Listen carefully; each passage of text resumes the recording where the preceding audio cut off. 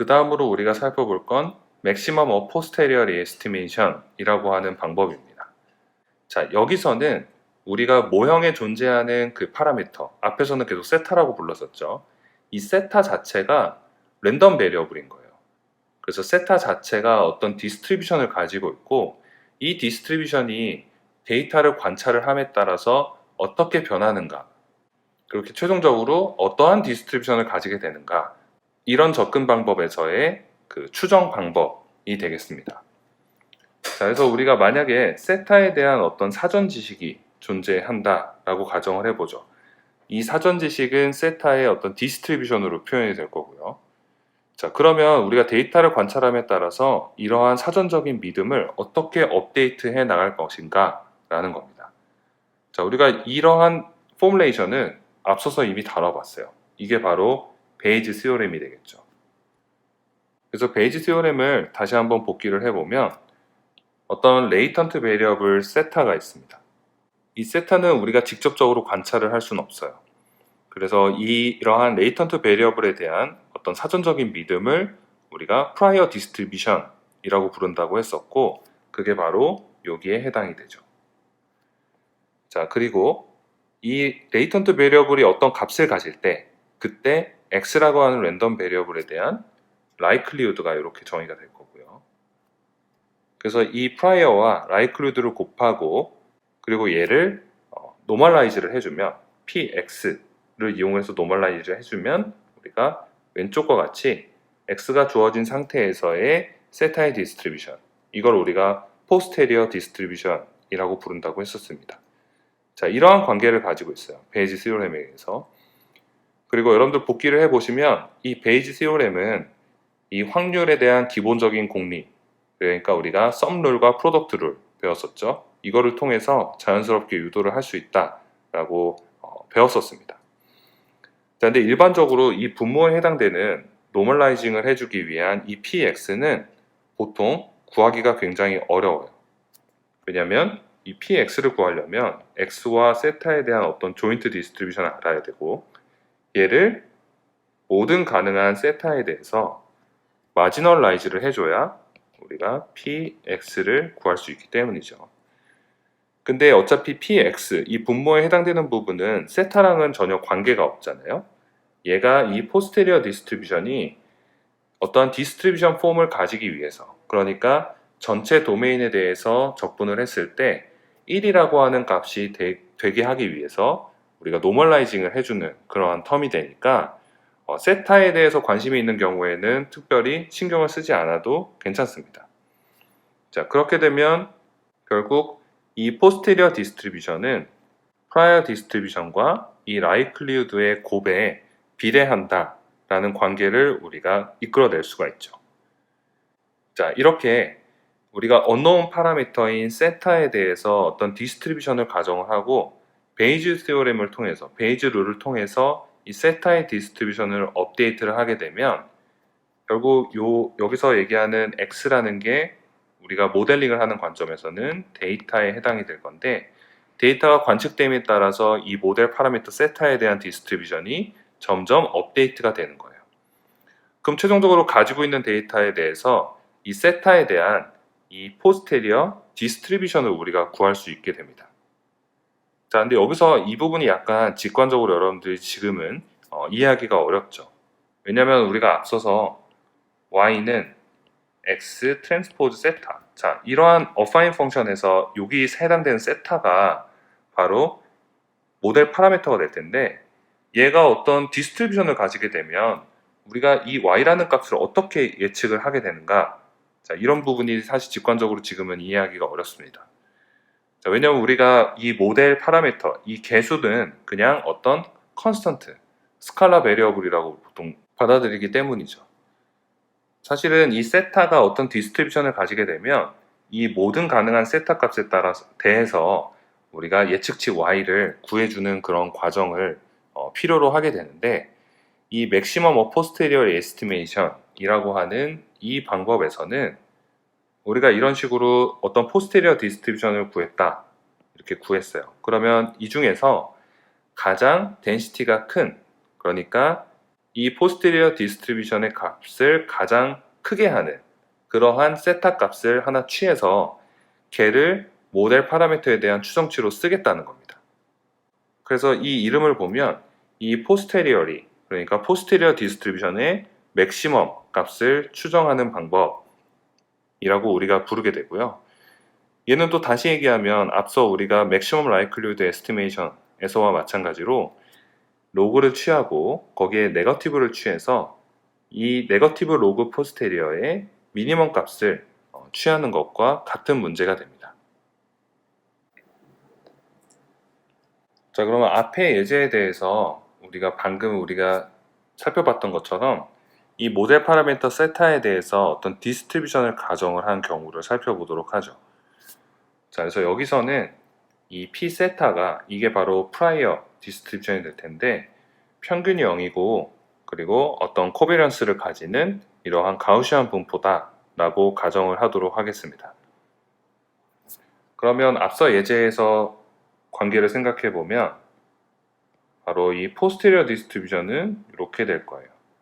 y, x가 이렇게 주어져 있는, 그리고 얘가 likelihood는 y 기분 x 세타가 될 거고요. 그리고 prior distribution의 곱.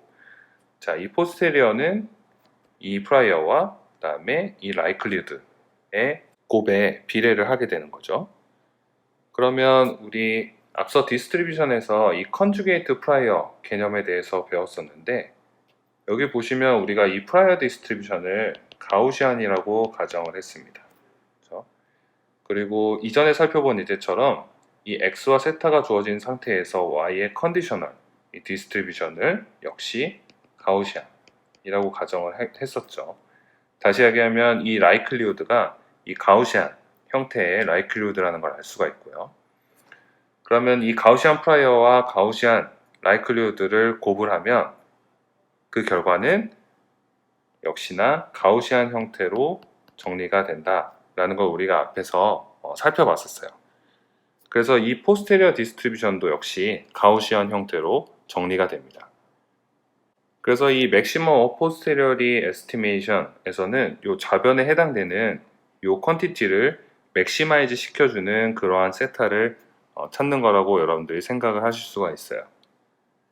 자, 그래서 이런 추정 방식이 이전에 우리가 다뤘던 것과 가장 큰 차이점은 이 모델 파라미터를 어떤 unknown 스칼라로 보는 게 아니라 어떤 디스트리뷰션을 가지는 랜덤 베리어블로 본다는 것입니다.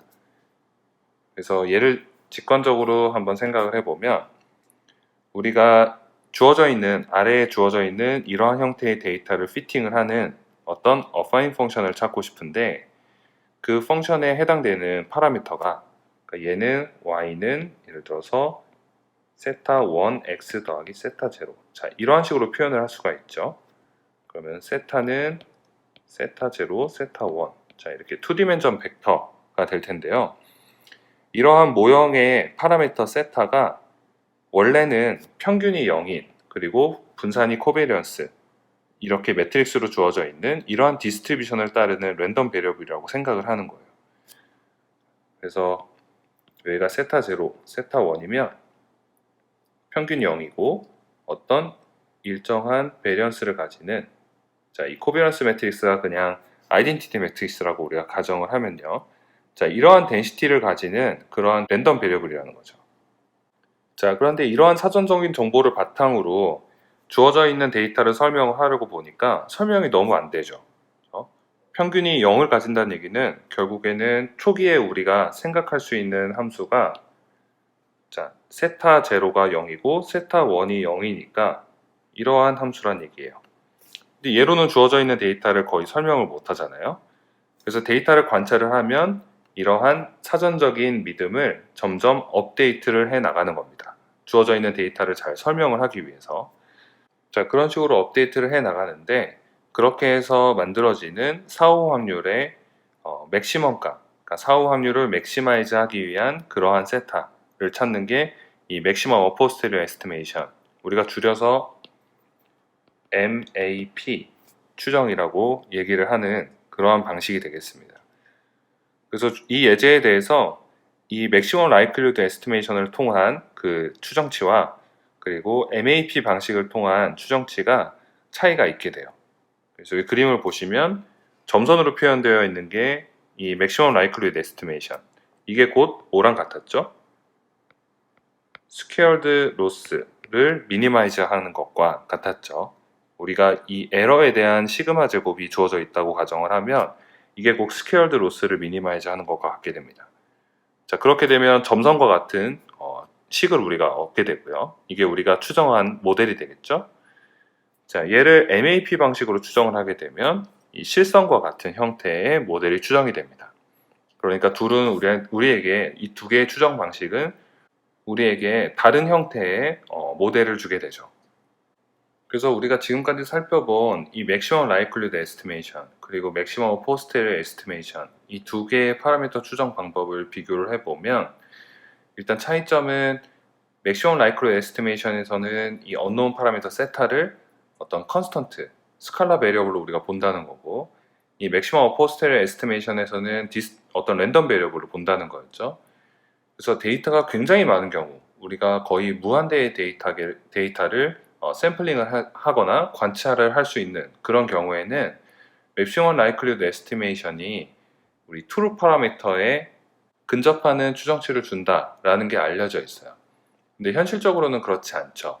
그래서 데이터가 적은 그런 경우에는 Maximum Likelihood Estimation 방식이 오버피팅을 유발할 가능성이 굉장히 높게 되고, 반면에 Maximum Posterior Estimation은 우리가 이 모델 파라미터가 가지고 있는 Prior Distribution, 이게 이 강력한 이 Regularization 효과를 주기 때문에 데이터가 적더라도 오버피팅이 발생할 가능성을 MLE에 비해서 Maximum Likelihood Estimation에 비해서 현저히 줄여줍니다.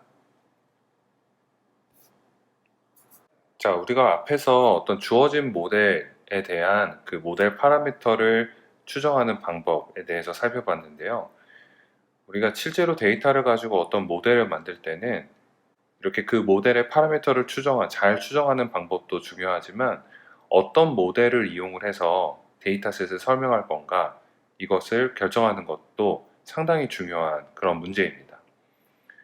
그래서 우리가 대부분 모델이 어떤 파라미터를 가지고 있을 텐데, 우리가 이렇게 모델을 파라미터라이제이션 한다는 것은 우리가 데이터를 설명하기 위한 그런 모델 클래스를 정의하는 것과 같은 의미를 가지게 되죠. 그래서 앞서서 예를 들어서 우리가 주어진 데이터를 설명하는 어떤 리니어한 함수를 피팅을 해 보겠다라고 하면 우리는 y는 세타 1 x 더하기 세타 0 라고 하는 이러한 리니어 펑션을 가정을 한 거고요. 그리고 이러한 함수 f는 얘를 fx라고 하면 f는 세타 0, 세타 1이라고 하는 이러한 파라미터들을 가지게 될 거예요. 자, 이렇게 우리가 리니어한 펑션을 이용해서 데이터셋을 설명하겠다라고 하면 우리는 데이터셋을 설명하기 위한 그 모델들의 클래스로 리니어 펑션을 가정을 하게 된 거죠. 이렇게 리니어 펑션으로 한정지어서 주어진 데이터를 잘 피팅하는 모델을 찾겠다라는 게 되겠습니다. 그래서 그림을 보면 m스타라고 되어 있는 게 우리가 이 데이터셋이 생성된 그러한 실제 모델이라고 한번 가정을 해볼게요. 이 모델이 뭔지는 사실 아무도 모릅니다. 그렇죠? 우리의 목표는 관측치들로부터 이 m스타를 잘 추정하는 게 우리의 목표니까요. 자, 근데 우리가 리니어 펑션을 가정했다. 그러면은 m세타라고 하는 우리의 모델 클래스는 이러한 바운더리를 가지게 될 거예요. 자, 이게 바로 set of linear function 이라고 우리가 생각을 해볼 수가 있겠죠. 자, 그래서 이러한 집합 안에서, 이러한 모델 클래스 안에서 우리는 어떤 초기 모델로부터 출발을 해서 이 m스타를 가장 잘 설명하는 m스타와 가장 가까운 어떤 모델을 찾게 되는 거죠. 자, 이 과정에서 우리가 파라미터 에스티메이션을 수행을 하게 되는 겁니다. 이 과정에서 여러 가지 방식의 추정 방법을 이용을 해서 우리가 가정한 모델이 가지고 있는 파라미터를 데이터를 통해서 추정을 하게 되죠. 자, 그래서 그 추정 과정에서 우리는 이 m스타와 이 m세타 스타 간의 이 거리를 최소화 시켜주게 됩니다. 자, 그런데 우리가 어떠한 모델 클래스들을 가정하느냐에 따라서 어떤 현상이 발생될 수 있는지를 한번 살펴보도록 하죠.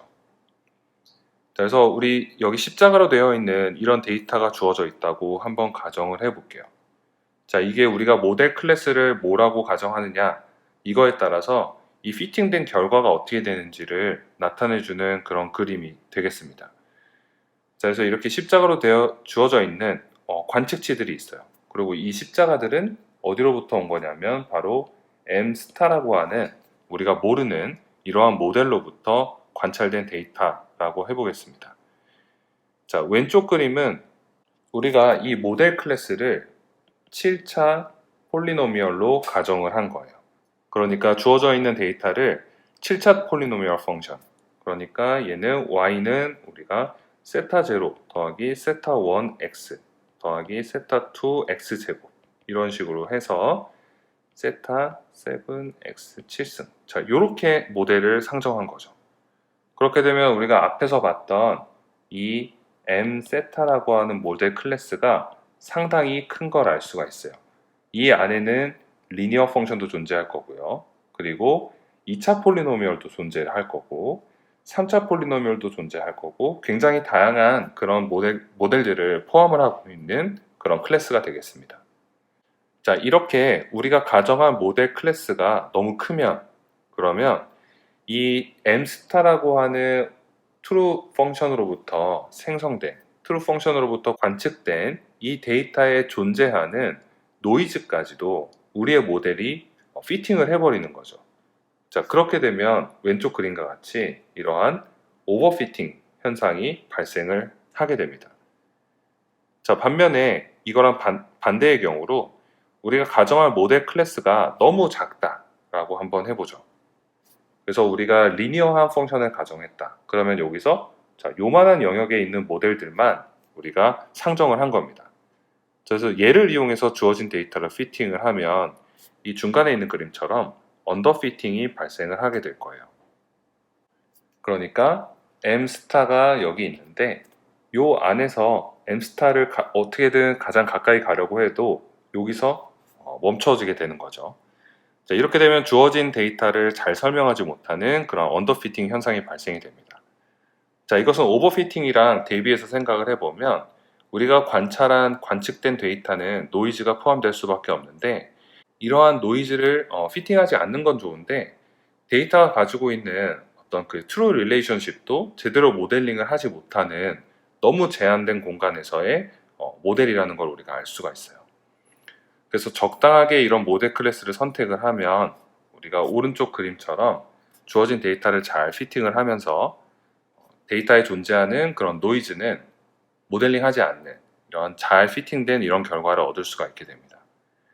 자, 그래서 여기서 본 것처럼 앞서서 우리가 살펴봤던 어떤 파라메트릭한 모델이 주어진 상태에서 이 모델 파라미터를 잘 추정하는 것도 중요하지만 그것보다 앞서서 우리가 어떤 클래스의 모델을 상정하고 데이터를 설명할 것인가 이걸 결정하는 게 상당히 중요한 문제가 된다는 것을 우리가 알 수가 있고요.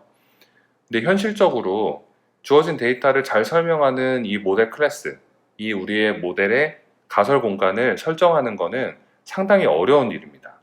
그래서 이것저것 막 다양하게 시도를 해볼 수밖에 없겠죠. 그래서 우리가 보통 취하는 그런 현실적인 어프로치는 뭐냐면 왼쪽 그림처럼 이렇게 오버피팅을 발생시켰던 7차 폴리노미얼처럼 어느 정도 넓은 범위의 모델 클래스를 가정을 하고 이 안에서 우리가 앞서 잠깐 소개했던 다양한 레귤러라이제이션 테크닉들을 이용을 해서 주어진 데이터의 노이즈까지 피팅을 하지 못하도록 이렇게 정교화하는 접근 방법을 취하게 됩니다. 그래서 이번 시간에는 여러분들이 배우셨던 이 파라미터를 추정하는 방법들에 대해서 이해를 하시면 되겠고요. 특히나 맥시멈 라이클리드 에스티메이션 방법 같은 경우에는 대부분의 머신러닝 알고리즘들이 파라미터를 추정하기 위해서 활용을 하는 그런 어프로치입니다. 그래서 그 개념에 대해서 여러분들이 충분히 숙지를 하고 계시면 이후에 접하게 될 다양한 알고리즘들의 목적 함수가 왜 이렇게 설계가 됐는지 이해하는 데 많은 도움이 될 거예요. 그리고 이 맥시멈 라이클리드 에스티메이션과 맥시멈 포스테리어리 에스티메이션 방법 간에 어떤 차이가 있는지 이런 것들을 개념적으로 이해를 하고 계시면 되겠습니다.